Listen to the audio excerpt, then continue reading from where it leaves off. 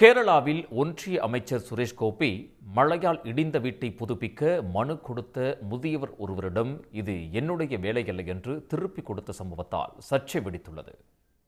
திருச்சூரை சேர்ந்த கொச்சு வேலாயுதன் என்ற 80 வயது முதியவர் 2 ஆண்டுகளுக்கு முன்பு மழை காலத்தில் தென்னை மரம் விழுந்து கூரை சரிந்த தமது வீட்டை சரி செய்ய முடியாமல் தவித்து வந்தார். உடல் நலம் பாதிக்கப்பட்டு அறுவை சிகிச்சை செய்துள்ள அவர் தனது பகுதியில் நடந்த நிகழ்ச்சியில் பங்கேற்க வந்த திருச்சூர் தொகுதி எம்பியும் நடிகருமான திரு சுரேஷ் கோபியிடம் உதவி கோரி மனு கொடுத்தார். ஆனால் மனுவை வாங்கும் போதே இதெல்லாம் எம்பியின் வேலை இல்லை, பஞ்சாயத்தில் போய் சொல்லுங்கள் என்று திரு சுரேஷ் கோபி கூறியதால் கூட்டத்தில் இருந்தவர்கள் அதிர்ச்சியடைந்தனர்.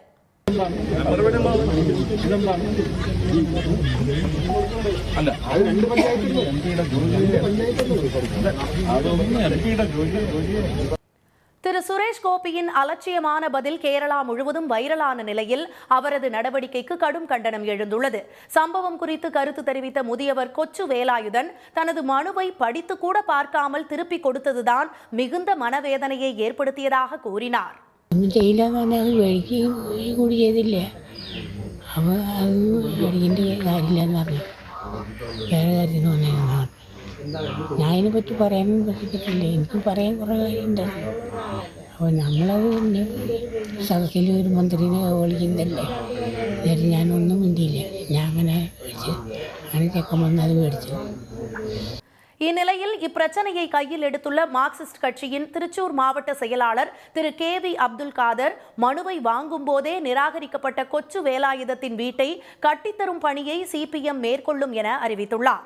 இதையடுத்து இந்த விவகாரம் குறித்து முகநூல் பக்கத்தில் விளக்கம் அளித்துள்ள திரு சுரேஷ் கோபி, பொது விஷயம் ஒன்றில் என்ன செய்ய முடியும் என்ற தெளிவான பார்வை தம்மிடம் இருப்பதாகவும் நிறைவேற்ற முடியாத வாக்குறுதிகளை வழங்கி மக்களை ஏமாற்றுவது தமது வேலை அல்ல என்றும் தெரிவித்துள்ளார்.